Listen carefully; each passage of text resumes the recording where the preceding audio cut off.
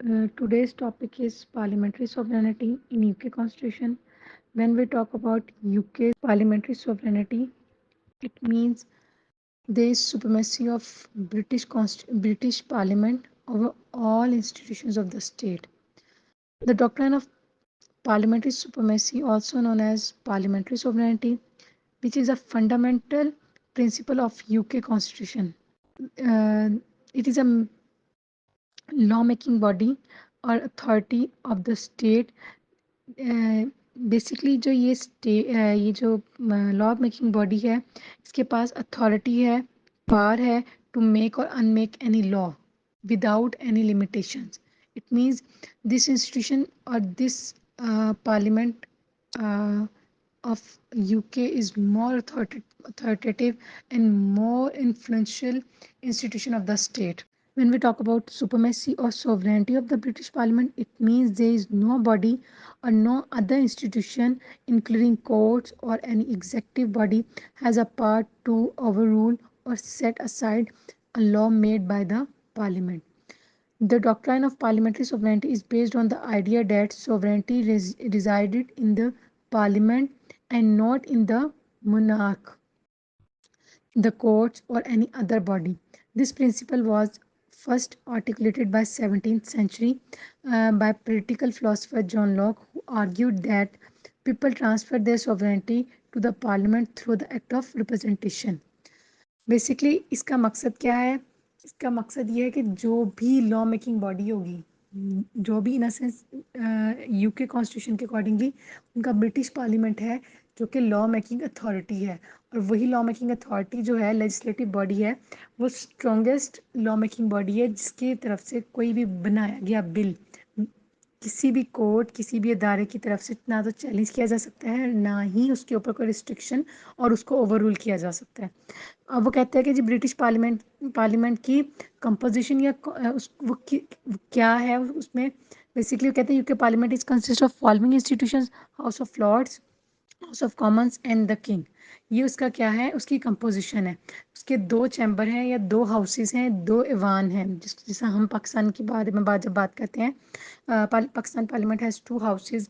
National assembly is a lower house and Senate is the upper house. Same like that, when we talk about UK's parliament, it means there is two houses. First one, upper house, reflects the House of Lords, and second house is lower chamber. Lower house is House of Commons, and plus the king. Now we discuss the examples of supremacy of parliament. First of all, Bill of Rights bills illustrate that how the parliament became sovereign of the states. For example, the elections of the member of parliament should be free, and suspension or provision of powers to the king without willingness of the parliament is illegal. It means कि किसी भी तरह की कोई भी provision की suspension जो कि suspensions of the powers of king without willingness of parliament. अगर बादशाह की कोई इख्तियारात या कोई उसकी पावर्स को ख़त्म करना है या सस्पेंड करना है, वो विदाउट द कंसेंट और अप्रूवल ऑफ द पार्लियामेंट, वो क्या है, वो इलीगल होगा. फिर वो बात करता है, दूसरी बात करता है the Act of Settlement 1701.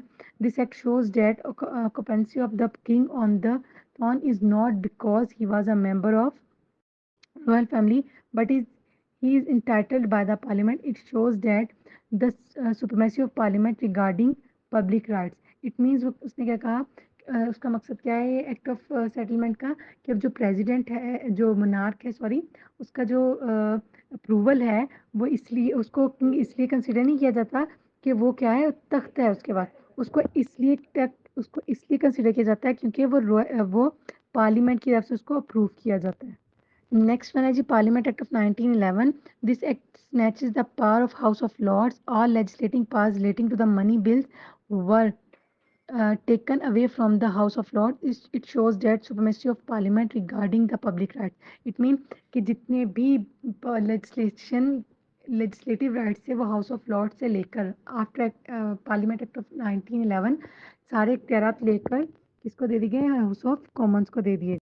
Supremacy as regarding to private rights. अब यहाँ पर जो जैसे अभी ऊपर 2-3 एक्ट्स को डिस्कस किया गया, उसमें बात की गई है कि एक्ट जो है वो पास किए गए, उसका मकसद क्या था कि जो पब्लिक राइट्स थे और प्राइवेट राइट्स थे उनकी प्रोटेक्शन के लिए, कि वो किसके पास आ गए, लेजिस्लेटिव बॉडी के पास आ गए सारे इख्तियार for the legislation rule making की।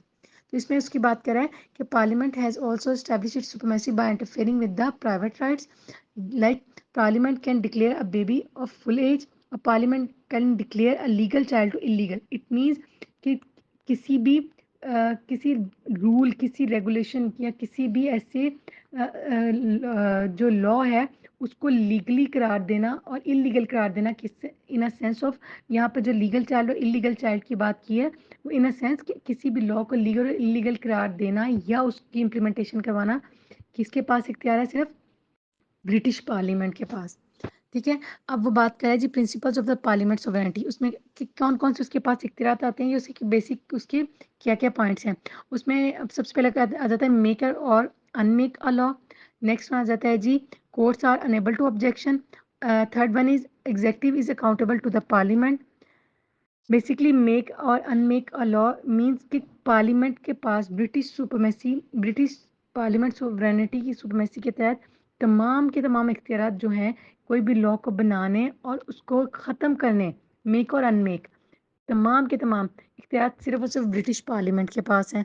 It means this gives parliament considerable powers to shape the legal और political landscape of the country. It means कि कोई भी उसके पॉलिटिकल और जो लीगल जितना भी फ्रेमवर्क है, जितना भी स्ट्रक्चर है, डेवलपमेंट है, वो सारे के सारे इख्तियार किसके पास हैं, ब्रिटिश पार्लियामेंट के पास।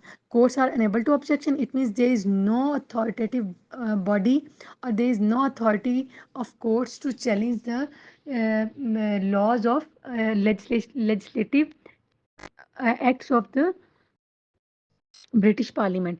कि जो भी ब्रिटिश पार्लियामेंट ने कोई भी क्या है, कोई रूल्स बनाए हैं, कोई रेगुलेशन, जो भी लॉ बनाया है, वो किसी भी कोर्ट या कोर्ट के पास उसके पास क्या क्या नहीं है, इख्तियार नहीं है उसमें चैलेंज करने का और उसको इलीगल करार देने का। ठीक है, फिर उसके बाद आ जाता है executive is accountable to the parliament.